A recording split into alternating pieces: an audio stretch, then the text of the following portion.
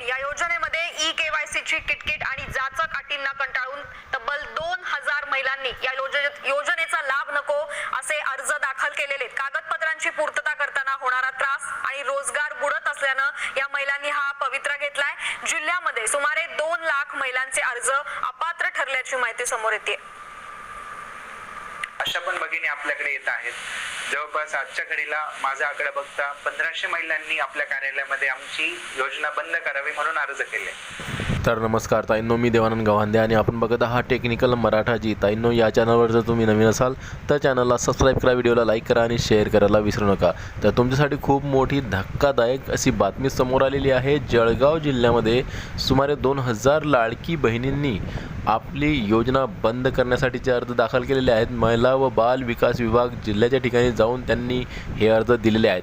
जळगाव जिल्ह्यातील सुमारे 2000 लाडक्या बहिणींनी ई-केवायसीच्या प्रक्रियेला कंटाळून हा निर्णय घेतलेला आहे आणि यामध्ये त्यांनी अर्ज दाखल करून आमचा लाडकी बहीण योजनेचा लाभ बंद करण्यात यावा अशा प्रकारचे अर्ज त्या ठिकाणी दाखल केलेले आहेत. तर खरंच ही एक खूप मोठी धक्कादायक बातमी सर्व लाडक्या बहिणींसाठी आहे, ज्यांची केवायसी बाकी राहिलेली आहे किंवा मग ज्यांचे केवायसी करूनही हप्ते त्यांना मिळत नाही आहेत, अशा सर्व लाडक्या बहिणींसाठी ही मोठी धक्कादायक बातमी आलेली आहे.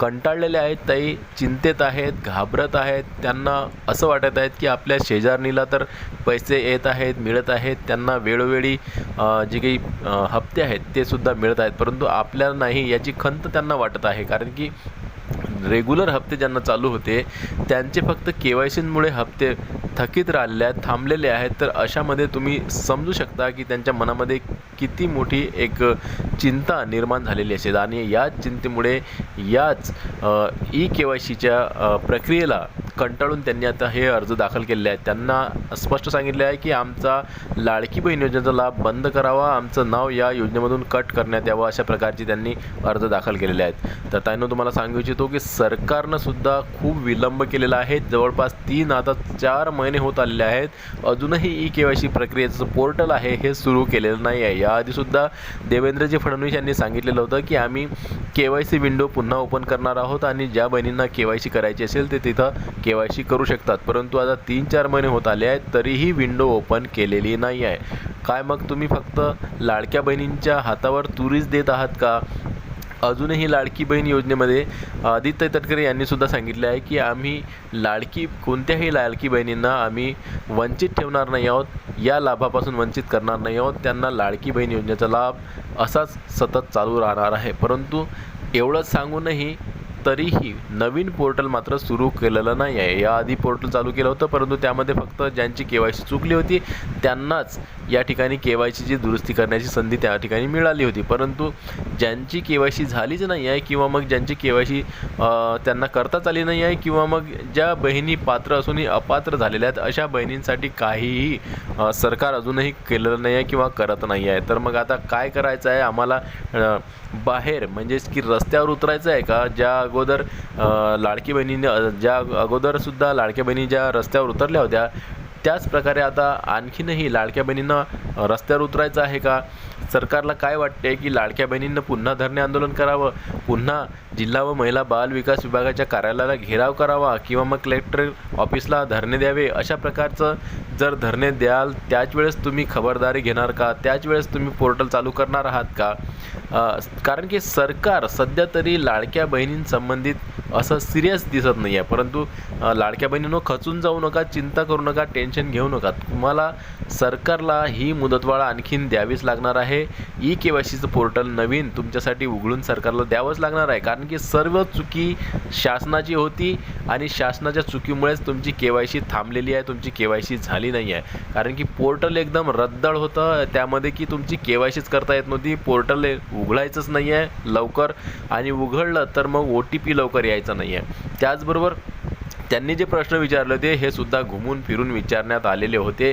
त्यामध्ये खूप साऱ्या बहिणींना ते प्रश्न चुकलेच नाही आणि त्यामध्येच त्यांनी चुकीचे उत्तर तिथं सबमिट केली होती.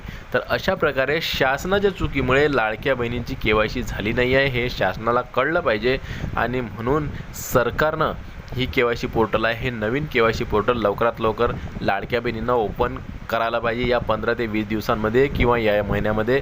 नाही तर लाडक्या बहिणी रस्त्यावर उतरल्याशिवाय राहणार नाहीत, हे आता समजून आलेलं आहे. कारण की रागाच्या भरात किंवा त्यांना KYC झाली नसल्यामुळे त्यांचा लाभ बंद झाल्यामुळे लाडक्या बहिणींनी कंटाळून सरकारला असे अर्ज पाठवलेले आहेत की आता आम्हाला या योजनेचा लाभ नको आहे, हा लाभ बंद करण्यात यावा. कारण की यामध्ये प्रक्रियाच एवढी जटिल आहे. KYCसाठी कागदपत्र आणा, वेगवेगळे तुम्ही वेगवेगळीच KYCचे प्रकार आणत आहात. या अगोदरसुद्धा स्क्रुटनी केलेली होती, त्यामध्ये कागदपत्र दाखल केले, त्यानंतर आणखीन KYC प्रक्रिया ऑनलाईन करा. म्हणजे वेळोवेळी तुम्ही फक्त लाडक्या बहिणींना त्रास देण्याचं काम असं सरकार करत आहे असं वाटत आहे. आणि मग तुम्हाला ज्यावेळेस इलेक्शन होते त्यावेळेस कसे तुम्ही सरसकट पैसे दिले, सरसकट लाभ दिला आणि आता तुम्ही जसे निवडून आलात, जिंकून आलात, त्याचप्रमाणे आता तुम्ही KYC, स्क्रूटनी, त्याचबरोबर कागदपत्रांची पडताळणी, वेळोवेळी अलग अलग प्रक्रिया या KYCच्या तुम्ही राबवल्या आहेत आणि त्याचमध्ये आमच्या लाडक्या बहिणींनासुद्धा एक प्रकारे टेन्शन वाढवण्याचं काम तुम्ही केलेलं आहे. जर तुम्हाला स्क्रूटनी करायची होती, KYC करायचीच होती तर मग सरसकट व्यवस्थितरित्या करायची होती. प्रश्न घुमून फिरून विचारण्याचं काहीही एक कारण नव्हतं. सरळ जर प्रश्न विचारले असते तर तुमची जी KYC होती ही एवढी मोठी KYC बाकी राहिलीच नसती. तर यामध्ये सरकारचा काहीतरी हेतू आहे का, हे इथून एक प्रश्नचिन्ह यावर निर्माण होत आहे. तर लाडक्या बहिणींनो, तर आपल्याला सुद्धा काही ना काही करावंच लागणार आहे. तर जर लाडक्या बहिणी तुम्ही अशा प्रकारे आम्हाला या योजनेचा लाभ नको आहे अशा प्रकारे तुम्ही अर्ज दाखल करत आहात, तर त्याऐवजी जर आपण कोर्टामध्ये जाऊनच सरकारविरोधात केस केली तर एक सरकारला थोडा इशारा राहणार आहे. जसं की बचू कडू यांनी दिलेला होता, तसाच हा सुद्धा एक इशारा सरकारला राहणार आहे. कारण की वेळोवेळी लाडकी बहीण रस्त्यावर उतरलेले आहेत आणि त्याचबरोबर आपल्या हक्कासाठी त्यांनी महिला व बालविकास अधिकाऱ्यांचा घेरावसुद्धा केलेला आहे, मोठमोठ्या अधिकाऱ्यांचासुद्धा घेराव केलेला आहे. तर मग ही लाडकी बहीण कोर्टामध्ये जाऊन तुमच्या विरोधात केससुद्धा करू शकते. कारण की सरकारनं लाडक्या बहिणींचा एक प्रकारे फसवणूक केलेली आहे. त्यांचं वोटिंग पुरतं त्यांना सरसकट एक लाभ देण्याचं काम किंवा मग एक प्रकारे त्यांना प्रलोभन देण्याचं काम सरकारनं केलं होतं आणि आता मात्र त्यामध्ये काही ना काही कारणास्तव वेगवेगळ्या प्रकारची स्क्रूटनी, कागदांची पडताळणी किंवा मग KYC अशा प्रकारे अलग अलग प्रकारचं प्रक्रिया राबवून लाडक्या बहिणींना कमी करण्याचं काम हे सरकार करत आहे. तर सरकारला हे ध्यानात ठेवलं पाहिजे की याच लाडक्या बहिणींमुळे तुम्ही सत्तेत आलेले आहात. तर तुम्हाला जर सत्ता टिकवायची असेल तर लाडक्या बहिणींचा लाभ, ज्या खरंच पात्र बहिणी आहेत, फक्त KYCमुळे त्यांचा लाभ थांबलेला आहे, तर त्यांच्यासाठी KYC ही प्रक्रिया नवीन पोर्टल लवकरात लवकर सुरू करून त्यांची KYC पूर्ण करून घ्या आणि त्यांना वेळेवर लाभ द्या. अन्यथा तुम्ही म्हणसाल की आम्ही सुरू करू, विंडो आणू, KYC प्रक्रिया पुन्हा सुरू करू आणि करण्यास जर तुम्ही 5-7 महिन्याचा टाईम लागत असेल तुम्हाला, तर मग या 5-7 महिन्यांचे जे काही पैसे आहेत, जो काही हप्ता आहे तो तुम्ही देणार आहात का, हे सुद्धा तुम्ही सांगितलं पाहिजे. अन्यथा लाडक्या बहिणींसोबत तुम्ही अशा प्रकारे फसवणूक करू शकत नाही. लाडक्या बहिणींमुळेच तुम्ही सत्तेत आलेलं आहे हे तुम्हाला भुललं पाहिजे नाही.